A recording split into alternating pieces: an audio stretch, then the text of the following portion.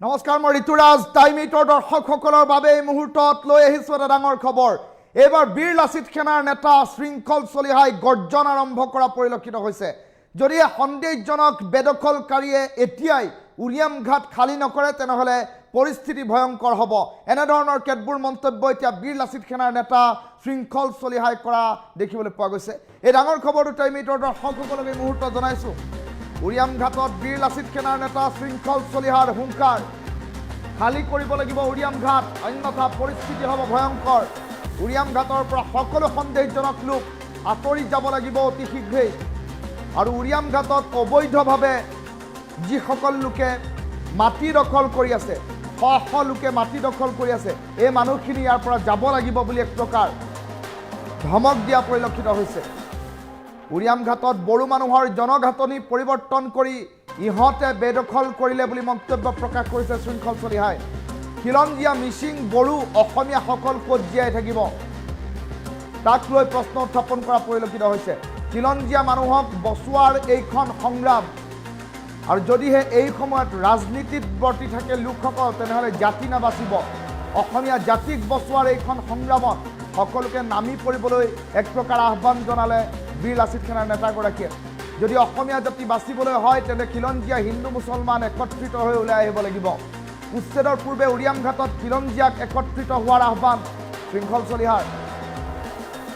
এই মুহূৰ্তৰ এটা গুৰুত্বপূৰ্ণ খবৰ টাইমিটৰ দৰ্শকসকলক জনাইছোঁ। নিশাৰ ভাগত এতিয়া তালি টোপোলা বান্ধি বেদখলকাৰীয়ে সেই প্ৰান্তসমূহ এৰিছে, আৰু তাৰ মাজতে দেখিবলৈ পোৱা গৈছে উৰিয়াম ঘাটৰ পৰা সকলো সন্দেহজনক লোক আঁতৰি যাব লাগিব বুলি এক প্ৰকাৰ হুংকাৰ প্ৰদান কৰা পৰিলক্ষিত হৈছে। বীৰ লাচিত সেনাৰ নেতা শৃংখল চলিহাই এই মন্তব্য প্ৰকাশ কৰা পৰিলক্ষিত হৈছে। বীৰ লাচিত সেনাৰ নেতা শৃংখল চলিহাই মন্তব্য প্ৰকাশ কৰিছে যে উচ্ছেদ চলি থাকিব লাগিব, অন্যথা পৰিস্থিতি ভয়ংকৰ হ'ব। এই কথা বাৰম্বাৰ শৃংখল চলিহাই মন্তব্যত প্ৰকাশ কৰা পৰিলক্ষিত হৈছে। এটা ডাঙৰ খবৰ টাইমিটৰ দৰ্শকসকলক এই মুহূৰ্তত জনাই আছোঁ। উৰিয়াম ঘাটত এতিয়া বীৰ লাচিত সেনাৰ নেতা শৃংখল চলিহাই এক প্ৰকাৰ গৰ্জন আৰম্ভ কৰিছে। উৰিয়াম ঘাটৰ পৰা সকলো সন্দেহজনক লোক আঁতৰি যাব লাগিব, আৰু তেওঁলোক যদি তাৰ পৰা আঁতৰি নাযায় তেনেহ'লে ব্যৱস্থা গ্ৰহণ কৰা হ'ব বুলিও ইতিমধ্যে উল্লেখ কৰা পৰিলক্ষিত হৈছে। আৰু শ লোকে এতিয়া উৰিয়াম ঘাটত অবৈধভাৱে মাটি দখল কৰি থকা কাৰ্যক বীৰ লাচিত সেনাই কোনো কাৰণত মানি নলয়, আৰু এই মানুহখিনি ইয়াৰ পৰা যাব লাগিব বুলি এক প্ৰকাৰ মন্তব্য প্ৰকাশ কৰিলে শৃংখল চলিহাই। উৰিয়াম ঘাটত বড়ো মানুহৰ জনঘাটনি পৰিৱৰ্তন কৰি মাটি দখল কৰিছে শ সন্দেহজনক লোকে। খিলঞ্জীয়া মিচিং বড়ো অসমীয়াসকল ক'ত থাকিব, আৰু তেওঁলোকৰ মাটি এতিয়া যদি বন বিভাগৰ মাটি এতিয়া যদি সন্দেহজনক লোকে দখল কৰে তেনেহ'লে পৰিস্থিতি কিমান ভয়াৱহ হ'ব তাৰ বাবে সাজু থাকিবলৈ এক প্ৰকাৰ আহ্বান জনালে বীৰ লাচিত সেনাৰ নেতাগৰাকীয়ে। হিন্দু মুছলমান একত্ৰিত হৈ খিলঞ্জীয়া জনতা ওলাই আহিব লাগিব বুলি মন্তব্য প্ৰকাশ কৰা পৰিলক্ষিত হ'ল। উচ্ছেদৰ পূৰ্বে উৰিয়াম ঘাটত খিলঞ্জীয়াক একত্ৰিত হোৱাৰ আহ্বান কৰিলে শৃংখল চলিহাই, আৰু সমান্তৰালকৈ খিলঞ্জীয়া মানুহক বচোৱাৰ এইখন সংগ্ৰাম, অসমীয়া জাতিক বচোৱাৰ এইখন সংগ্ৰাম, আৰু যদি অসমীয়া জাতি বাচিবলৈ হয় তেনেহ'লে খিলঞ্জীয়া হিন্দু মুছলমান ওলাই আহিব লাগিব বুলি শৃংখল চলিহাই কৰিছে মন্তব্য। আৰু শৃংখল চলিহাই এতিয়া গৰ্জন আৰম্ভ কৰিছে, আৰু যদিহে অনতিপলমে সেই প্ৰান্তসমূহ এৰি নাযায় অবৈধ দখলকাৰীয়ে তেনেহ'লে পৰিস্থিতি ভয়ংকৰ কৰাৰ হুংকাৰ দিলে শৃংখল চলিহাই। শৃংখল চলিহাৰ মন্তব্য শুনাই লৈছোঁ। আছিলে নেঘেৰিবিল মিচিং গাঁও, এতিয়া এই গাঁওখনৰ নাম হৈছে নেঘেৰিবিল মিয়া গাঁও। এতিয়া ক'ৰ পৰা এইখিনি মানুহ আহিলে প্ৰশ্নটো তাত। ইয়াত খিলঞ্জীয়া ভূমিপুত্ৰ মিচিং মানুহখিনিৰ কোনো ধৰণৰ অধিকাৰ নাই। এই অঞ্চলত তেওঁলোকৰ আধিপত্য শেষ হ'ল। এই মানুহবোৰ আহিছে ক'ৰ পৰা? এই বাংলাদেশী মূলৰ মানুহবোৰৰ লগত এখন যুদ্ধৰ কাৰণে অসমৰ খিলঞ্জীয়া মানুহ সাজু হ'ব লাগিব, খিলঞ্জীয়া জনগণ সাজু হ'ব লাগিব। আৰু এওঁলোকক সুবিধা দিছে কোনে? এওঁলোকৰ ঘৰ কোনে দিছে? ইয়াত চৰকাৰী ঘৰ। মিচিং মানুহসকলে কিন্তু ঘৰ নাই পোৱা, ইয়াত সন্দেহযুক্ত মানুহে ঘৰ পাইছে। এতিয়া কথাটো হৈছে এওঁলোকক ইয়াৰ পৰা হয় চৰকাৰে উঠাব, নহ'লে বিল আছে এটা নাপাব, দুটাৰ ভিতৰত এটা। আমি নিজৰ খিলঞ্জীয়া মানুহখিনিৰ মাজত ৰাজনীতি কৰি আছোঁ, আৰু এওঁলোকে আমাৰ মাটি লৈ আছে। আমি সেইকাৰণে কৈছোঁ ৰাজনীতি ক্ষেত্ৰখনৰ পৰা আঁতৰি কথা বতৰাবোৰ চবেই চিন্তা কৰিবলৈ হ'ল। কোনোবাই বিজেপি কৰিছে, কোনোবাই কংগ্ৰেছ কৰিছে, এইটো বেলেগ কথা। কিন্তু জাতি খিলঞ্জীয়া মানুহখিনিৰ কথা কোনে কৈছে? কোনো নাই কোৱা। আৰু সেইকাৰণে আজি আমাৰ মাটি বাৰী সকলো সন্দেহযুক্ত মানুহে দখল কৰিছে। আজি অসমত গৰীয়ামৰীয়া মানুহখিনিৰ অস্তিত্ব নাই বাংলাদেশী আগ্ৰাসনত। আজি আমাৰ খিলঞ্জীয়া মিচিং মানুহৰ বাংলাদেশী আগ্ৰাসনত ইয়াত অস্তিত্ব নোহোৱা হৈছে।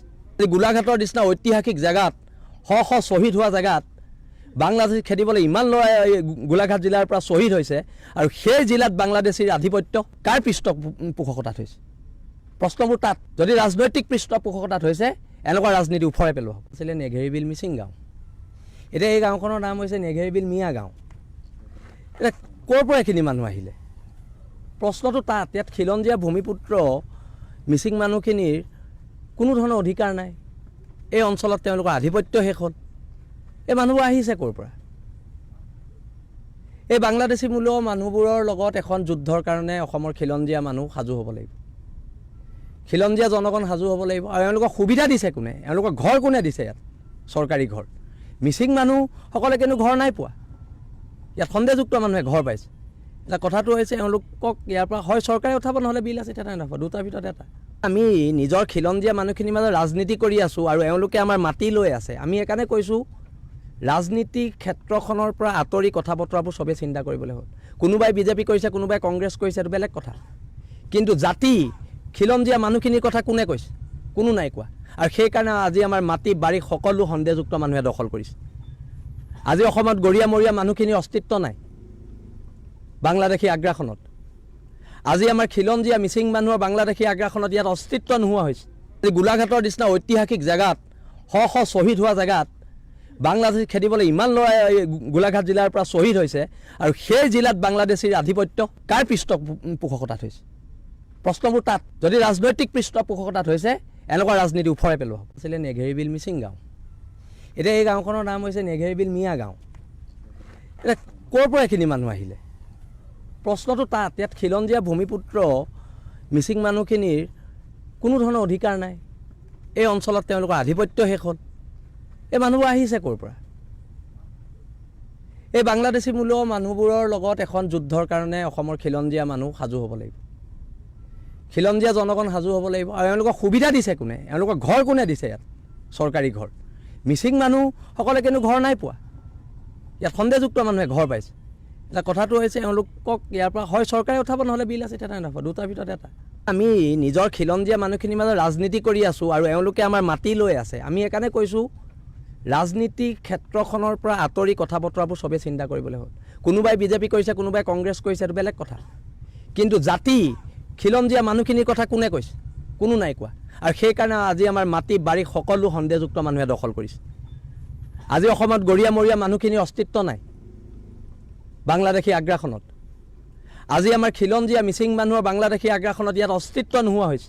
গোলাঘাটৰ নিচিনা ঐতিহাসিক জেগাত, শ শ শ্বহীদ হোৱা জেগাত বাংলাদেশ খেদিবলৈ ইমান ল'ৰাই গোলাঘাট জিলাৰ পৰা শ্বহীদ হৈছে, আৰু সেই জিলাত বাংলাদেশীৰ আধিপত্য কাৰ পৃষ্ঠপোষকতাত হৈছে? প্ৰশ্নবোৰ তাত। যদি ৰাজনৈতিক পৃষ্ঠপোষকতাত হৈছে, এনেকুৱা ৰাজনীতি ওফৰাই